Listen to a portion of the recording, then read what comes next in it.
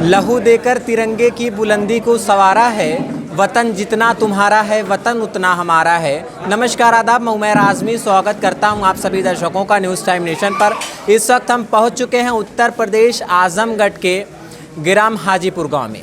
आज हमारे साथ एक ऐसे शख्स मौजूद हैं जिनका कोई परिचय, किसी के परिचय के मोहताज नहीं है। आप लोग सोशल मीडिया पर देखते होंगे और हमेशा ही विवादों से घिरे होते हैं। जी हाँ, आज हम बात कर रहे हैं विनय दुबे जी की। आज हम उनसे ख़ास बातचीत कुछ करेंगे। स्वागत है विनय जी आपका। धन्यवाद, बहुत बहुत। सबसे पहले तो हम ये आपसे पूछना चाहेंगे विनय जी, लगातार आप कह रहे हैं कि अंधभक्तों पर आपकी काफ़ी आवाज़ उठ रही है। क्या लगता है सभी देश में अंधभक्त हैं क्या?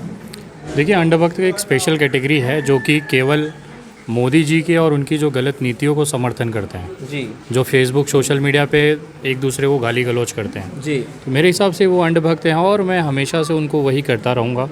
और जहाँ मुझे मिलेंगे मैं उनकी तबीयत से। अच्छा जी। आपने एक इंटरव्यू में कहा था कि मेरा कोई कुछ उखाड़ नहीं पाएगा, ऐसा क्यों? देखिए, उखाड़ने वाला या बिगाड़ने वाला ऊपर बैठा है जी। यहाँ, अगर वो चाहेगा तो मेरा सब हो जाएगा जी। लेकिन ये जो दावा करते हैं ना, जो अंधभक्त हैं या भारतीय जनता पार्टी के आईटी सेल वाले हैं या खुद उनके नेता हैं, उनके लिए खुली चुनौती होती है कि जो मेरा बिगाड़ सकते हैं बिगाड़ लें, कोई दिक्कत या डर नहीं है। जी। और हमेशा डॉक्टर कफील साहब के मामले को लेकर भी आप काफ़ी एक्टिव रहे हैं सोशल मीडिया पर, तो क्या कहेंगे आज हमारे दर्शकों को और देश की जनता को डॉक्टर कफील साहब के बारे में कुछ? तैयारी करिए, वो अपने घर आ रहे हैं अगले कुछ दिनों में। अच्छा, आपको विश्वास है कि वो आ रहे हैं? आपको पता चल जाएगा 2-3 दिन, क्योंकि ये केस में मैं बहुत अंदर तक काम किया हूँ। इलाहाबाद हाई कोर्ट से लेकर सुप्रीम कोर्ट तक गया हूँ, तो मैं जजमेंट आपको अभी भी दे सकता हूँ कि क्या होना है, कब होना है, लेकिन सही वक्त पे सही चीज़ हो जाएगी तो अच्छा है। लेकिन इतना दावा करता हूँ कि अगले कुछ दिन के अंदर, मतलब मैं कह रहा हूँ आपको मिनिमम 2-4 दिन के अंदर अंदर आपको उसकी खुशखबरी सुनाई देगी। जी। और आप लगातार विवादों में जो बने रहते हैं, काफ़ी केस मुकदमे भी हुए आपके खिलाफ़, उसके बाद भी आप अभी तक लगे हुए हैं। अगर केस मुकदमों से डर लगता तो मैं यहाँ शायद ना बैठा होता। कहीं ना कहीं इस देश में इस समय ज़रूरत है आवाज़ उठाने की, क्योंकि कल को इसका जो खामियाजा है मेरे बच्चों को, आपके बच्चों को झेलना पड़ेगा। जी। तो मैं नहीं चाहता मेरे बच्चे वो सारी चीज़ें देखें जो मैं देख रहा हूँ। तो कहीं ना कहीं ये जो कचरा है उसको साफ़ करने के लिए किसी को तो झाड़ू उठाना पड़ेगा। जी।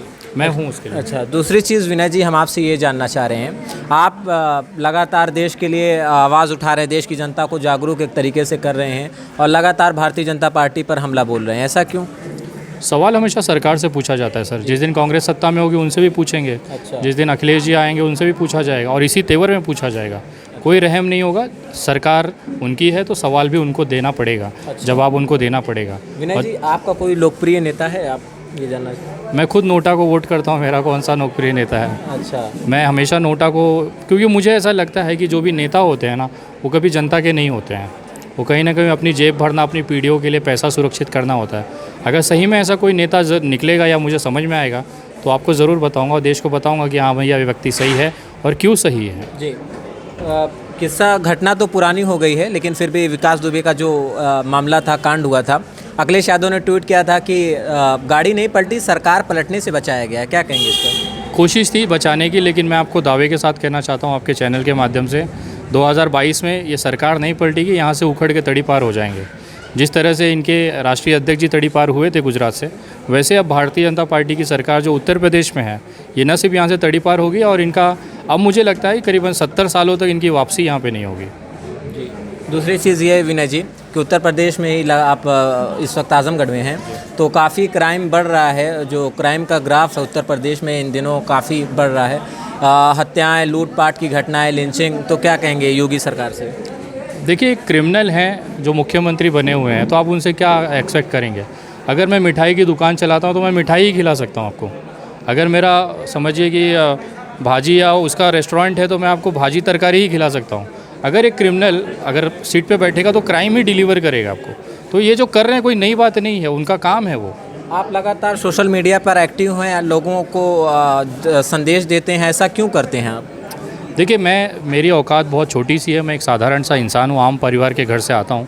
तो मुझे ऐसा लगता है कि अगर कहीं माध्यम से मुझे मेरी आवाज़ कहीं तक पहुँच रही है और उस आवाज़ की वजह से अगर थोड़ा भी परिवर्तन आ रहा है तो मैं कोशिश करता हूँ।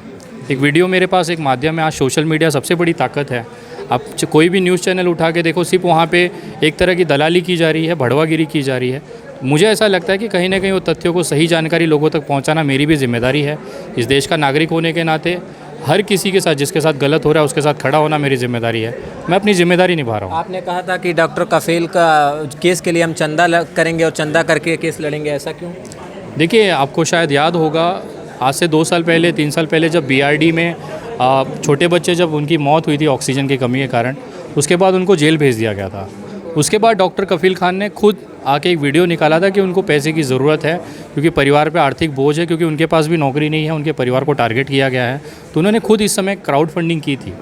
एक बंदा अगर 2 साल पहले क्राउड फंडिंग करके मदद ले रहा है तो उसके 2 साल के बाद क्या स्थिति हो सकती है। और जो ये जो रासुका या जो बड़े बड़े एडवोकेट है या रिटायर्ड जज हैं, उनसे कंसल्ट करना उनकी एक मोटी चौड़ी फीस होती है। तो उनके परिवार पे बोझ ना बने, और उसकी वजह से मैंने ये किया था। और जहाँ तक है उसकी जानकारी मैंने बहुत पहले उनको दे दी थी, और आप लोगों के सामने भी मैंने अभी कुछ दिन पहले ही स्टेटमेंट वगैरह रखे हैं। विनय जी, जब आपका नाम जो ना लेकर के टीवी चैनल्स पे दिखाया जाता है भड़कावी और विवादित टिप्पणी करने वाला और न जाने क्या क्या, तो कैसा फील होता है देख करके? देखिए, वो अपना काम कर रहे हैं, दलाली नहीं करेंगे तो कहाँ से होगा, उनका घर भी तो चलना चाहिए। किसका घर चलना चाहिए? जो भी इस तरह की चीज़ें करते हैं मेरे लिए, या फिर विरोधी बैठे जो हैं, कहीं ना कहीं वो नाम लेके कहीं ना कहीं 2 पैसा उनकी आवक हो रही है, मुझे तसल्ली होती है। मैं अपना काम कर रहा हूँ, उनके बोलने दिखाने से मैं नहीं बदलने वाला हूँ। जी, मतलब उनको तो कोई जवाब देना चाहिए आपको, जो लोग ऐसा कह रहे हैं कि भड़कावी बयान देता है, सरकार की अवहेलना करता है आदेशों का। उनके लिए सीधा सीधा तो कहता हूँ ना, जो उखाड़ना है उखाड़ लो, देखता हूँ मैं भी। अच्छा, तो मेरा एक ही लाइन में जवाब रहता है, मैं ज़्यादा उनको वरीयता नहीं देता हूँ। अभी भी आपके वीडियो के माध्यम से उन तमाम लोगों को कहना चाहता हूँ कि जो बिगाड़ सकते हैं वो उखाड़ लें। विनय दुबे बैठा है, जब तक मैं ज़िंदा हूँ मेरी सांसें चल रही हैं, देश का जो सेक्युलर फैब्रिक है वो मैं तोड़ने नहीं दूँगा। जी, बहुत बहुत शुक्रिया विनय जी बातचीत करने के लिए। ये थे विनय दुबे जी, जिनसे हमारी खास बातचीत हो रही थी। तब तक के लिए आप देखते रहिए न्यूज़ टाइम नेशन। मैं उमैर आज़मी यहीं पर आप सभी दर्शकों से विदा लेता हूँ। मुलाकात होगी अगली एक स्पेशल रिपोर्ट के साथ। कैमरामैन माज अहमद के साथ news time nation, Umair Azmi, Azamgarh.